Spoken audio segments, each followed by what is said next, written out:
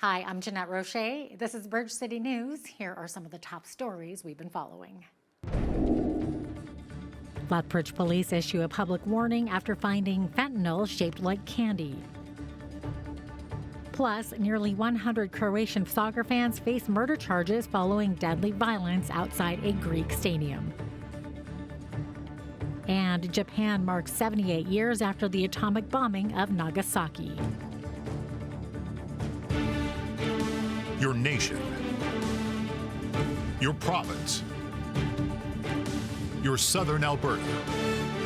From the heart of Lethbridge, it's Bridge City News with Jeanette Roche. Thanks for joining us. Some Canadian police agencies say Meta's decision to remove news links from social media will affect the way they share information, as they soon won't be able to count on local news popping up in viewers' news feeds as they scroll social media, as Meta removes all news for Canadian users in response to the Liberal government's Online News Act. Saskatchewan RCMP say they're working through ways to maximize their distribution of public safety messaging.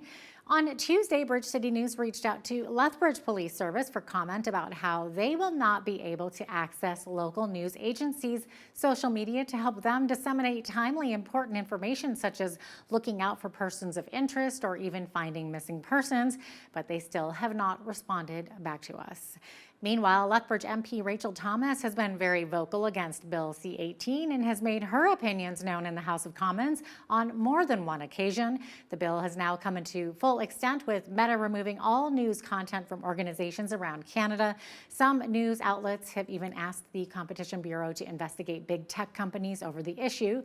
We asked Thomas her thoughts about if the bill should be removed and if she instead thinks news organizations should be questioning the federal government for passing the bill instead of going after big tech.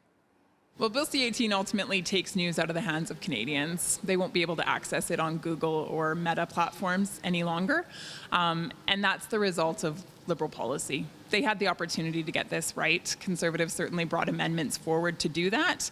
Those amendments were ignored, and now, unfortunately, it's Canadians who are going to have to pay the price because they won't have access to those news links the way that they should. So far, Google has not removed any news content from their platform. Global Affairs Canada says a coordinated network of news accounts on the social media app WeChat posted numerous false or misleading narratives about Conservative MP Michael Chong this past spring. The department says it stumbled across the postings as part of an ongoing project to monitor foreign manipulation on social media, primarily linked to Russia. While it says there's no unequivocal proof, Global Affairs Canada says it's highly probable that the Chinese government ordered the postings and says it will raise the issue with Chinese diplomats in Ottawa. Ontario Premier Doug Ford defended his housing policy in the Greenbelt today in the aftermath of a scathing report by the province's Auditor General. Ford referred to Canada's commitments to immigration and the resulting housing requirements, noting the province will grow by more than 5 million people in the next 10 years. These are staggering numbers that didn't exist a few short months ago. Considering these facts, has never been more important to deliver on our commitment to build at least 1.5 million homes. Failing to act would worsen the housing supply and affordability crisis. This comes after Auditor General Bonnie Lisk announced the findings of her Value for Money report regarding the Greenbelt. It found the Conservative government favored certain developers with ties to the housing ministry while overlooking the potential consequences. Federal Minister of Energy and Natural Resources Jonathan Wilkinson recently made comments about withholding federal funding if electric projects can't reduce their carbon footprint by 2035. Alberta's MLA Rebecca Schultz says this is unrealistic, so we asked Lethbridge MP Rachel Thomas if she thought this was a realistic date. I mean, ultimately, when I listen to energy companies that are existing here in Alberta, they're on board with wanting to reduce their carbon footprint. So that's not the issue. They're also wanting to produce energy that Canadians can use and need. And when the government is working against them, which is currently what's happening at the federal level, of course they're going to push back. And so that's what we're seeing. Alberta's NDP official opposition critic for renewable energy says Premier Danielle Smith's moratorium on approving new wind and solar power projects has caused shock and uncertainty for a sector that has attracted more than $4 million in investments in recent years and created hundreds of jobs. Najwan El-Janid says it appears Alberta is not open for business. This freeze is coming when Alberta needs more low-cost energy supply and is looking to attract new investments to grow and diversify the economy. I have personally spoken with many leaders in the industry, both incumbent generators and renewable energy companies. No one was consulted. No one saw this coming. All Danielle Smith could have done is consult with the experts and then kept the province open for business. A Millerville home that was once a prize in a unique lottery was destroyed by fire. Calls came into RCMP just after 8 a.m. on Friday morning about a house fire on Millerville Landing. When crews arrived, both occupants of the home had self-evacuated. The house was the source of intrigue in 2019 when its owner, Ella Wagner, put the home up in a worldwide raffle at $25 a ticket after failing to sell the property for $1.7 million. The lottery did not pan out, and not all who participated in the raffle have received their money back. Meanwhile, strong winds had neighbors hosing down their homes in case the fire spread, but fortunately no other houses were damaged and no injuries were reported. RCMP say the house is a total loss and investigators continue to look into the cause. 7 people have now been charged in a year-long multi-million-dollar drug trafficking investigation in Calgary. The Project Carlos investigation concluded with a series of arrests taking place between July 31st to August 3rd of this year.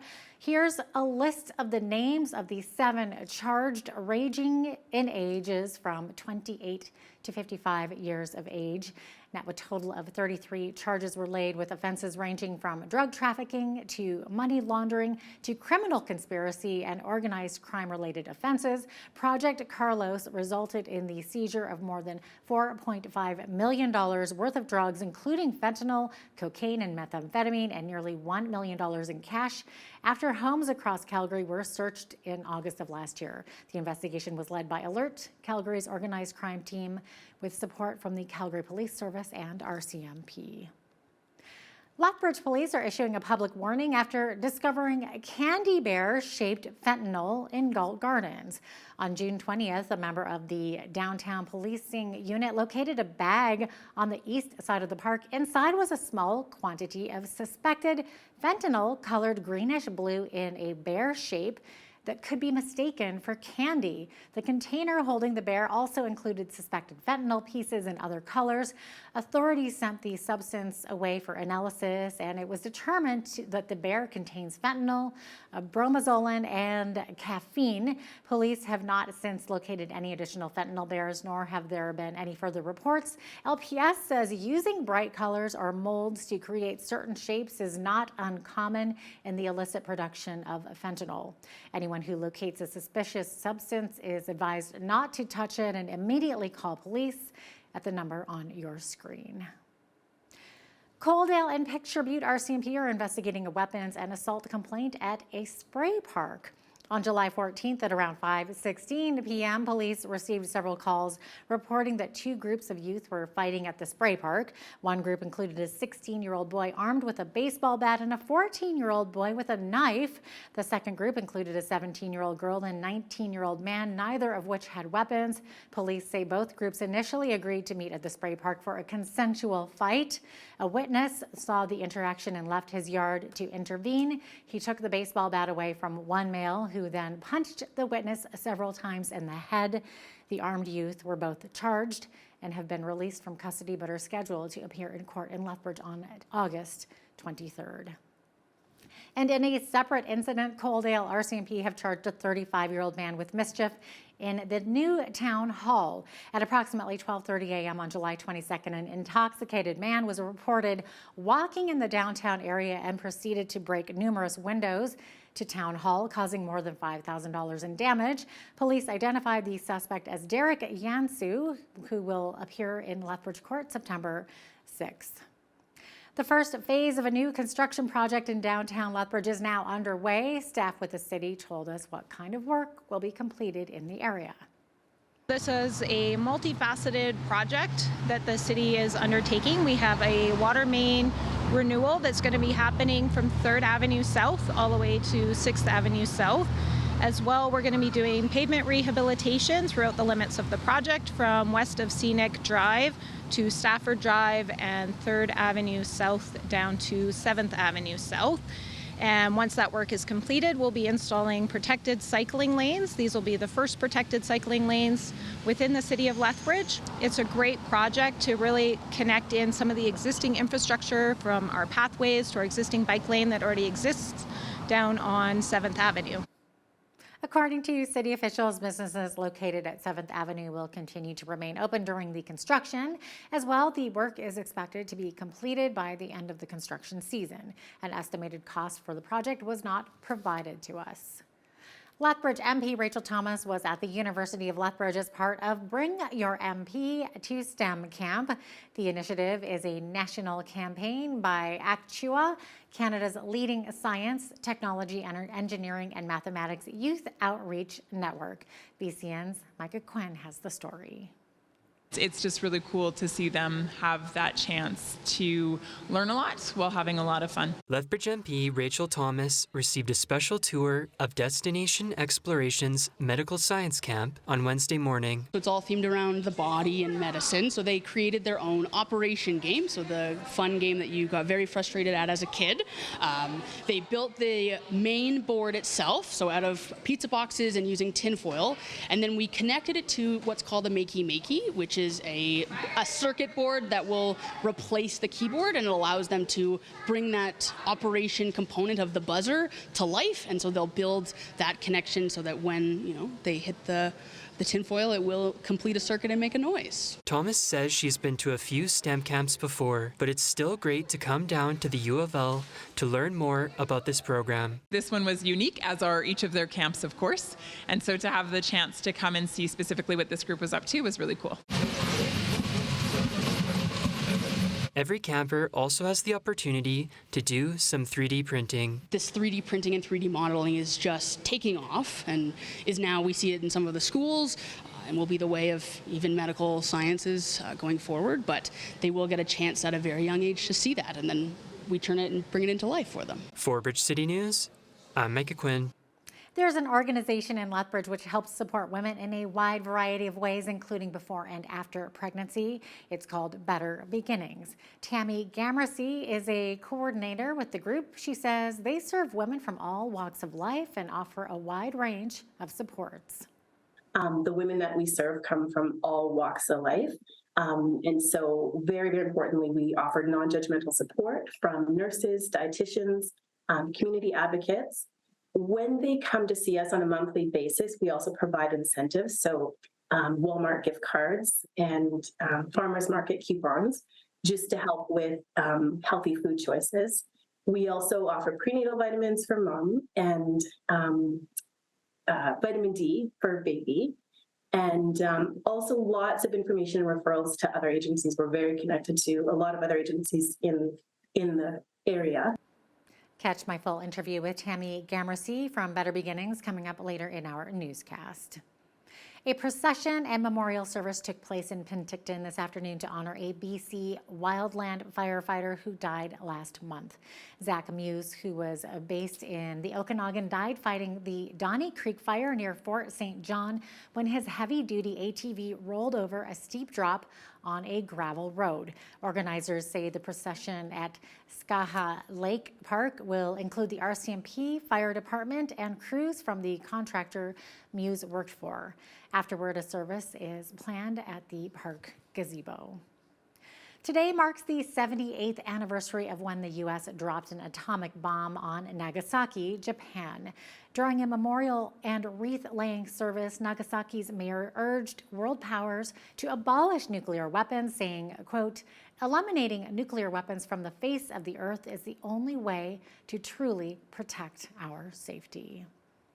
And nearly 100 arrested Croatian soccer fans appeared in court to face criminal charges that include murder and alleged involvement in a deadly fan violence. The indictment also includes charges of assault, illegal use, and possession of explosive material. The violence involved dozens of people wielding bats and iron bars running past the stadium as flares and petrol bombs exploded. A senior Greek official said the police had made, quote, tragic errors in failing to stop the Croatian supporters to act on information that clashes would be likely. More heavy rain is expected over southern Norway and central Sweden. And check out this footage here. A mobile home in a small Norwegian town was forced into a bridge as a result of fierce flooding caused by Storm Hans. The home crumpled as it hit the bridge and then finally dislodged and was carried away. Wow. Wildfires in Maui have killed at least 6 people and many others have fled into the ocean. The fires in Hawaii have burned down multiple structures, forced evacuations, and caused power outages as fire crews battled blazes concentrated in 2 areas, the popular tourist destination of West Maui and an inland mountainous region. The acting governor has issued an emergency proclamation and activated the Hawaii National Guard. This video shows fires raging in North Kihei on the island of Maui. Firefighters struggling to reach some areas that were cut off by downed trees and power lines as strong winds fanned the flames. Wind gusts topped 97 kilometers per hour in some areas and prevented helicopters from dumping water on the fires from the sky. Well, thankfully, no flooding or imminent fire threat here in our parts of southern Alberta, but we did see a lot of cloud coverage today and a high of 28 degrees with some gusty winds and even a slight chance of rain. But what's in store for the rest of the week? Well, I'll tell you after the break. Weather and business are coming up.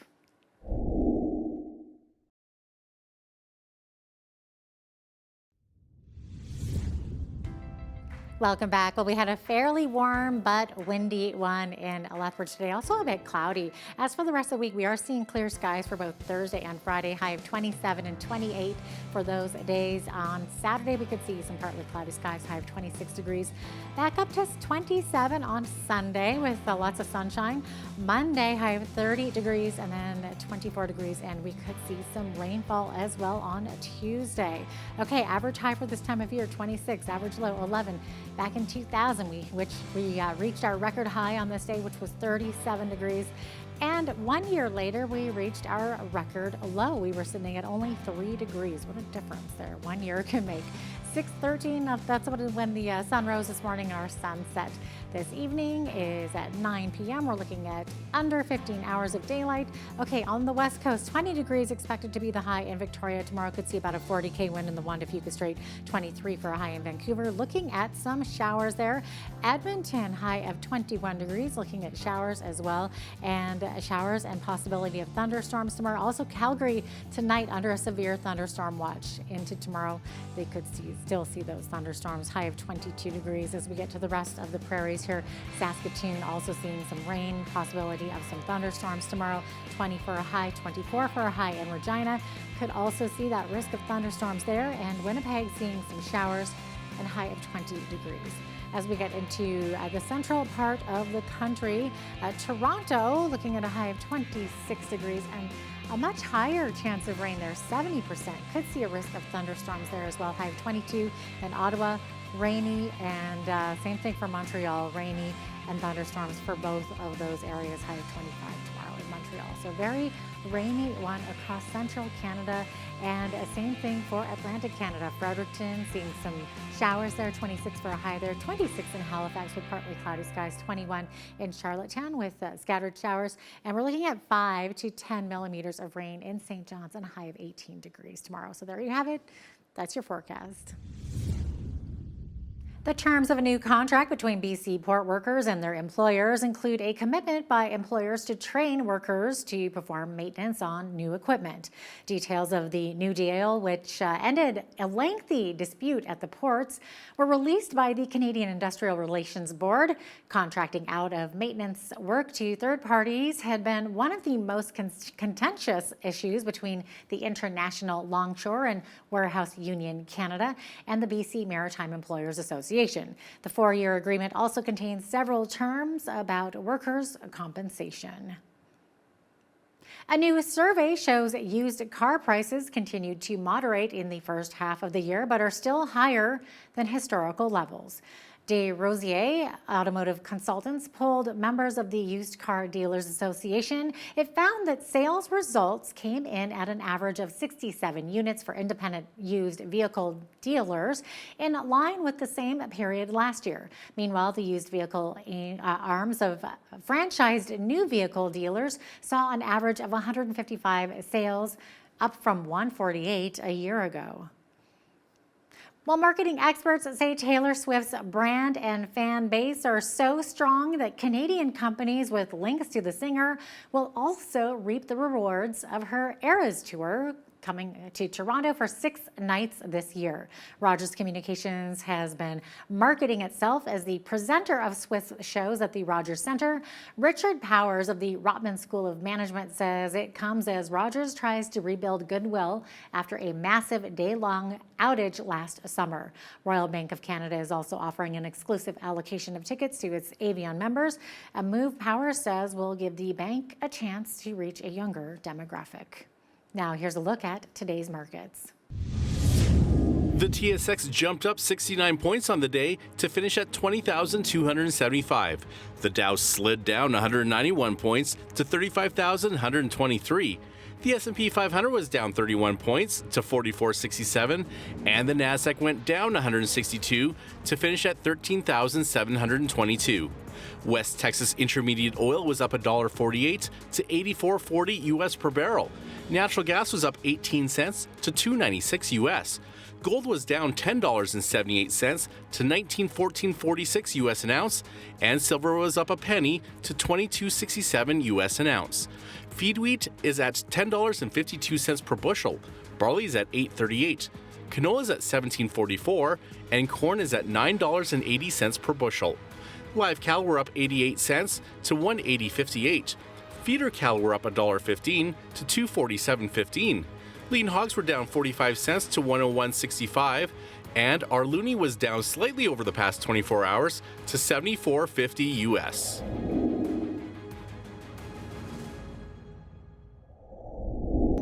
Recapping one of our top stories, Ontario Premier Doug Ford defended his housing policy in the Greenbelt today in the aftermath of a scathing report by the province's Auditor General. Ford referred to Canada's commitments to immigration and the resulting housing requirements, noting the province will grow by more than 5 million people in the next 10 years.